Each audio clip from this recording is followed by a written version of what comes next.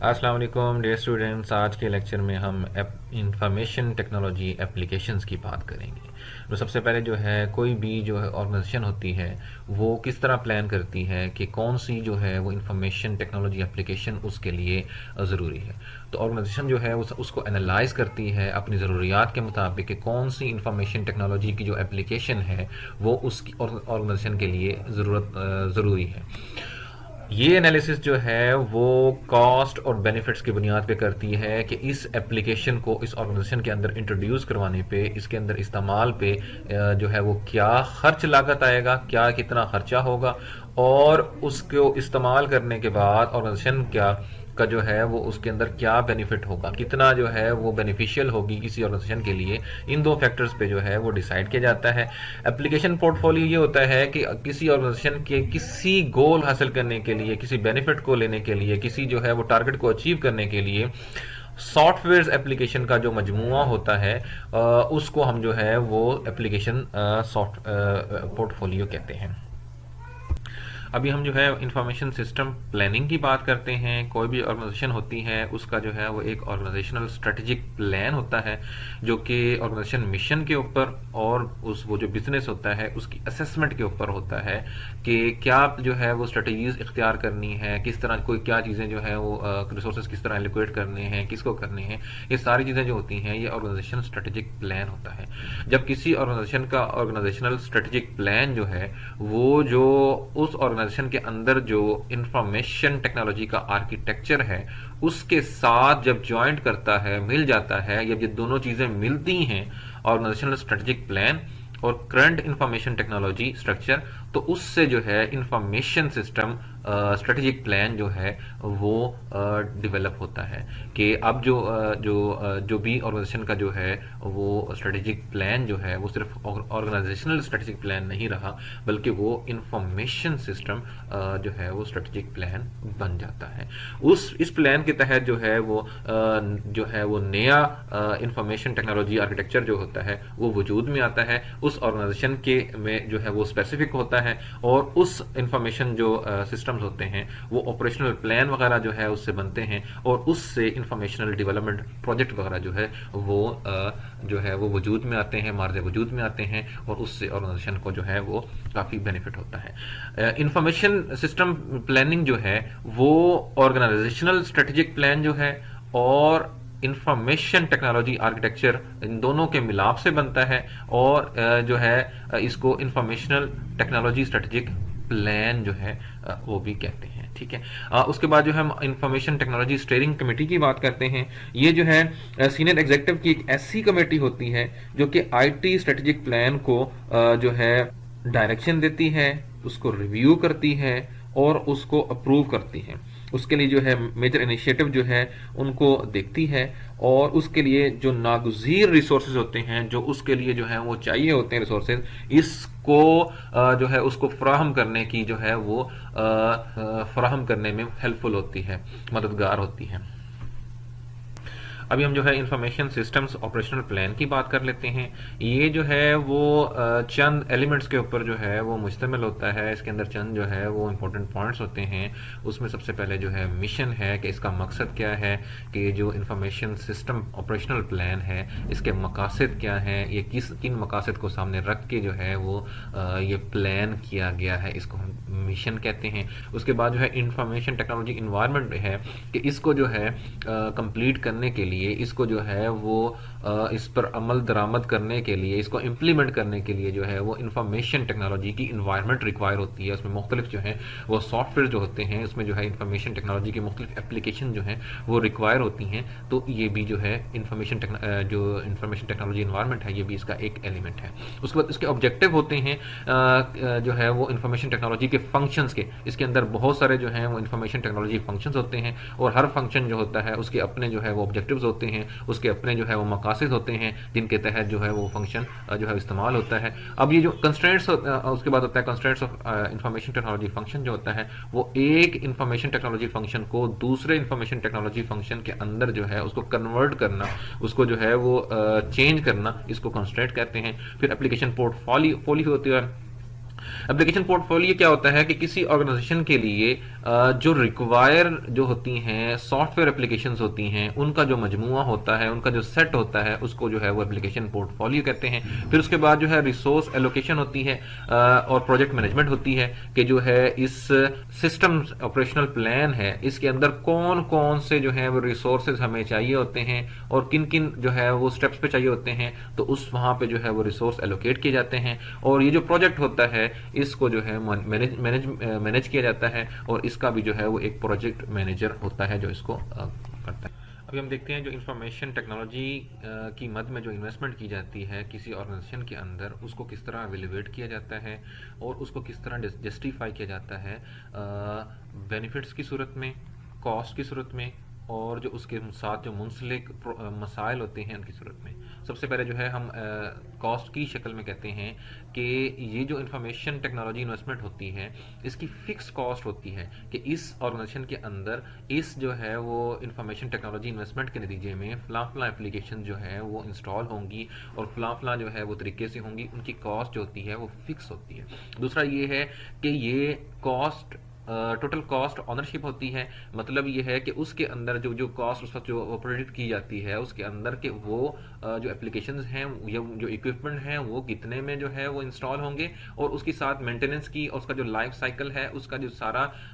फिर जो कितना खर्चा होगा फ्यूचर के अंदर वो भी सारा जो है उसके अंदर प्रोडिक्ट किया जाता है। उसके बाद बेनिफिट्स की जो है वो बात की जाए, वैल्यूज़ की बात की जाए, तो जो इंफॉर्मेशन टेक्नोलॉजी इन्वेस्टमेंट है इसके बहुत ज़्यादा बेनिफिट्स होते हैं। इससे एक्यूरेसी जो है वो जो है प्रोजेक्ट के अंदर जो है वो लाई जाती है, इसके अंदर जो है और बहुत सारे जो है वो बेनिफिट्स हासिल होते हैं।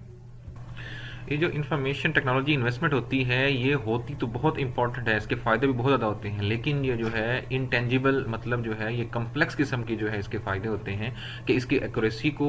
एक्यूरेट वैल्यू को जो है वो मैनेज करना वो काफ़ी कॉम्प्लिकेटेड होता है। ठीक है, अब इसको जो एवेलुएट किया जाता है वो इन दोनों के कंपेरिजन से किया जाता है कि इसके ऊपर कॉस्ट कितनी है और उसके बाद जो है वो इसके बेनिफिट्स कितने हैं, इस पे जो है वो एवेलुएट किया जाता है, उसको जस्टिफाई किया जाता है। अब जो कॉस्ट बेनिफिट है इसके मुख्तलिफ इसके ऊपर जो एनालिसिस किए जाते हैं उनमें से जो है ना वो कुछ इंपॉर्टेंट हम देख लेते हैं। उसमें नेट प्रेजेंट वैल्यू है। नेट प्रेजेंट वैल्यू क्या होती है कि ये एक रेशियो होती है कि उस कंपनी ने कितनी इन्वेस्टमेंट जो है कंपनी के अंदर कितनी इन्वेस्टमेंट हुई और वो जो कंपनी है उसने आगे कितने खर्च किए, इसका जो डिफरेंस होता है इसको हम जो है वो नेट प्रेजेंट वैल्यू कहते हैं। बिलफर्ज जैसे कि एक सिक्योरिटी कंपनी है, उसने 50,000 जो है वो डॉलर लगाए और उसके अंदर जो है वो 50,000 डॉलर की ही इन्वेस्टमेंट हुई, तो इन दोनों का डिफरेंस जो है वो नेट प्रेजेंट वैल्यू हो गया, जो कि इस केस के अंदर जो है वो जीरो होता है। उसके बाद जो है रिटर्न ऑन इन्वेस्टमेंट है कि जो ये भी एक रेशियो होती है कि जो नेट जो है प्रॉफिट और इन्वेस्टमेंट की जो कॉस्ट होती है उनके दरमियान जो फर्क होता है उसको हम जो है वो रिटर्न ऑफ इन्वेस्टमेंट कहते हैं। और ये रिटर्न ऑफ इन्वेस्टमेंट जो है ये एक जो है वो परफॉर्मेंस मेजर होता है कि अगर हमारे पास जो है बहुत सारी इन्वेस्टमेंट हमने जो है वो की हैं, उनके अंदर जिसका जो है रिटर्न ऑफ इन्वेस्टमेंट ज़्यादा होगा उसको हम कहेंगे कि ये हमारी बेहतरीन किस्म की इन्वेस्टमेंट हुई है, ये हम जो है वो अच्छी किस्म की ये इन्वेस्टमेंट हुई है। उसके बाद ब्रेक इवन जो है वो एनालिसिस होती है। ब्रेक इवन जो है एक ऐसा पॉइंट होता है जो कि टोटल रेवेन्यू और टोटल कॉस्ट जो है जब बराबर हो जाती है किसी ऑर्गेनाइजेशन के अंदर टोटल रेवेन्यू और टोटल कॉस्ट, तो उसको हम जो है ब्रेक इवन जो है वो पॉइंट कहते हैं। उस ब्रेक इवन पॉइंट की जो एनालिसिस है वो भी जो है उसको हम जो है ब्रेक इवन एनालिसिस कहते हैं। इसके बाद जो है वो बिजनेस केस अप्रोच है। ये एक प्रिंसिपल बेस्ड अप्रोच होती है जो कि बिजनेस के अंदर जो है इन्वेस्टमेंट केसेस को डेवलप करने के लिए इस्तेमाल होती है। उसके बाद जो है हम देखते हैं स्ट्रेटजीज देखते हैं कि जो कि इंफॉर्मेशन टेक्नोलॉजी एप्लीकेशंस होती हैं उनको इस्तेमाल करने के लिए हम यूज़ करते हैं। वो 4 जो है वो तरह के डिसीजन हो सकते हैं। उसमें पहला जो है कि जो कितना जो है कंपनी कितना जो है वो कोड लिखना चाह रही है, उसने जो एप्लीकेशन जो है वो जो यूज़ करनी है अपने बिजनेस के अंदर, उसके लिए उसको कितना जो है वो कोड राइट करना पड़ेगा, उसके लिए जो एप्लीकेशन है वो किस तरह उसको डिज़ाइन करनी पड़ेगी। सेकंड ये है कि जो कंपनी है वो किस तरह जो है पे करेगी एप्लीकेशन का, कि अगर उसने बाहर से डिज़ाइन करवानी है, किसी उसने आउटसोर्सिंग से या जो है वो कहीं से और से लेनी है, तो वो उसको किस तरह जो है वो पे करेगी, उसका लाइसेंस लेगी या जो है वो बंदा हायर करेगी या जैसे भी है, ये सेकंड जो है वो डिसीजन है। फिर ये जो एप्लीकेशन है वो कहाँ पे जो है वो रन करेगी, ये ओपन सोर्स होगी, ये जो है वो आप किसी से डिज़ाइन करवाएंगे, या आपका अपना डेटाबेस होगा, आपको जो है वो बना के आपको दे दी जाएगी, डेटाबेस में दे दी जाएगी और आपके अपने जो है डेटाबेस के अंदर रन करेगी। दूसरा, और ये जो और दूसरा ये है, चौथा सवाल ये है कि ये एप्लीकेशन है वो ओरिजिनेट कहाँ करेगी, ये कहाँ पे जो है वो पड़ी होगी, आपके अंदर, आपके डेटाबेस के अंदर पड़ी होगी, या जो है जो आपने थर्ड पार्टी से आउटसोर्स से जो है आपने जो डेटाबेस लिया है वहाँ पे जो है वो एग्जिस्ट करेगी, वहाँ पे ओरिजिनेट होगी। ये जो है कुछ क्वेश्चंस हैं। उसके बाद जो है वो स्ट्रेटजीज की और बात करते हैं। उसमें जो है कि फर्दर आपने देखना होता है कि जो आपने एप्लीकेशन जो है, जो इंफॉर्मेशन टेक्नोलॉजी की एप्लीकेशन जो आपकी जो है वो चाहिए है, आपकी ऑर्गेनाइजेशन को, आपके बिजनेस को चाहिए है, वो ऑलरेडी जो लिखी लिखाई है, मतलब ये है कि जो कि पहले ही बनी हुई है, आप उसको यूज करना चाह रहे हैं, या जो ऑलरेडी कोई एप्लीकेशन जो है वो बनी हुई है लेकिन उसमें आप मॉडिफिकेशन करवाना चाह रहे हैं कि अपने बिजनेस की इन्वायरमेंट के मुताबिक, अपनी बिजनेस की नीड्स के मुताबिक, अपनी ऑर्गेनाइजेशन की नीड्स के मुताबिक जो है उसमें आप जो है वो चेंजेस करवाना चाह रहे हैं, या आप लीज के ऊपर जो है वो एप्लीकेशन लेना चाह रहे हैं कि जो है थर्ड पार्टी ने इसको बनाया, आपने उससे कॉन्ट्रैक्ट किया, उसने आपने जो है वो साल के लिए, 2 साल के लिए, जितना भी अरसे के लिए आपने उससे एप्लीकेशन ली, उस दौरान जो है वो सारे मामला जो हैं वो पार्टी देखेगी। या एप्लीकेशन सर्विस प्रोवाइडर और सॉफ्टवेयर एज सर्विस वेंडर जो है उसके तौर पे, कि आपकी जो एप्लीकेशन थी वो आपने एप्लीकेशन और साथ जो उसके साथ जितने भी जो चीज़ें रिक्वायर थी वो इंटरनेट के ज़रिए आपने किसी के साथ एक्सेस किए और वो आपको उसकी जो है वो सर्विसेज जो है प्रोवाइड कर रहे हैं। फिर यह है कि आपने जो सॉफ्टवेयर यूज़ करना है वो ओपन सोर्स है। ओपन सोर्स का मतलब ये होता है कि वो उसको परचेज करने की ज़रूरत नहीं होती। वो जैसे लिनक्स वगैरह है तो इसका कोड जो होता है वो ओपन सोर्स होता है, तो ये लिनक्स आपको जो ऑपरेटिंग सिस्टम है उसको परचेज करना नहीं पड़ता। इस तरह और भी बहुत सारे जो है वो ऑपरेटिंग जो है वो एप्लीकेशंस होती हैं, मुख्तलिफ सॉफ्टवेयर होते हैं जो ओपन सोर्स होते हैं, जिनका कोई स्पेसिफिक ऑथर नहीं होता, उनमें कोई भी जो है वो चेंजेस कर सकता है, उसको कोई भी जो है वो कोड के अंदर बदल कर सकता है, और इसी तरह इसका इस्तेमाल जो होता है वो सबके लिए फ्री ऑफ कॉस्ट होता है। आउटसोर्सिंग है कि अब बजाय आपके कि आपने जो है वो इंफॉर्मेशन टेक्नोलॉजी का एक बंदा रखा जो एप्लीकेशन डिज़ाइन करता है, सॉफ्टवेयर इंजीनियर है, उसकी बजाय आप जो है वो हायर कर लेते हैं थर्ड पार्टी से, सिर्फ प्रोजेक्ट बेस के आप जो है वो हमें ये एप्लीकेशन डिज़ाइन कर दें, हमें ये एप्लीकेशन बना के दें, वो आउटसोर्स थर्ड पार्टी का होगा और जो है वो आपको एप्लीकेशन बना देगा, उसका काम खत्म हो जाएगा। ये कस्टम डेवलपमेंट है कि आपको जो आउटसोर्स जो ओपन सोर्स से आपको जो सॉफ्टवेयर मिला उसके अंदर मजीद चेंजेस किए आपने अपने बिजनेस के अकॉर्डिंग, अपनी एप्लीकेशन की नीड्स के अकॉर्डिंग आपने की, उसको कस्टम डेवलपमेंट कहते हैं। इसमें फिर जो नीड जो है वो चेंजेस करेगा, अपडेशन करेगा, उसको आपको पे करना पड़ेगा। ठीक है, अभी हम जो है operation of application service provider ASP को देखते हैं। ASP में क्या होता है कि आपका जो डिफरेंट कस्टमर्स हैं, वो जो डिफरेंट कस्टमर्स डिफरेंट एप्लीकेशंस को यूज़ कर रहे हैं, वो डिफरेंट एप्लीकेशन जो होती हैं वो डिफरेंट डेटाबेसेस से जो है वो आपकी ओरिजिनेट होती हैं। उनमें सेंट्रलाइज डेटाबेस नहीं होता, एक डेटाबेस नहीं होता। अगर बिलफर 3 एप्लीकेशन जो हैं वो इंफॉर्मेशन टेक्नोलॉजी की यूज़ हो रही हैं किसी बिजनेस के अंदर, तो तीनों के डिफरेंट अलग अलग जो है वो डेटाबेस से वो ओरिजिनेट होंगी और वहाँ से वो चीज़ें एक्सेस कर रही होंगी। इसको जो है एप्लीकेशन से सर्विस प्रोवाइडर इसको कहते हैं, ASP कहते हैं। फिर operation of software as a service SaaS vendor होता है। इसके अंदर जो होता है आपका जो एप्लीकेशन होती हैं उसके जो डेटाबेस होते हैं, डाटा सेंटर में जो डेटाबेस है, जो आपकी चीज़ें हैं वो एक जगह पे सेंट्रलाइज होती हैं। वहाँ पे कोई कस्टमर आपका जो एप्लीकेशन यूज़ कर रहा है तो वो सिर्फ एक डेटाबेस के अंदर जो है के साथ लिंक नहीं होती, बल्कि वो जैसे ASP के अंदर अलग अलग डेटाबेसेस के साथ एप्लीकेशन लिंक थी, यहाँ एक एप्लीकेशन बहुत सारे डेटाबेसेस के साथ लिंक होती है। और ये जो सर्विसेज ये प्रोवाइड कर रहा होता है, इंटरनेट के जरिए ये सर्विसेज प्रोवाइड की जाती हैं, और जो है इसकी जो मेंटेनेंस है, उसकी जो कॉस्ट, इसकी जो मेंटेनेंस वगैरह है, उसको वो थर्ड पार्टी या आउटसोर्सिंग उसको देखते हैं।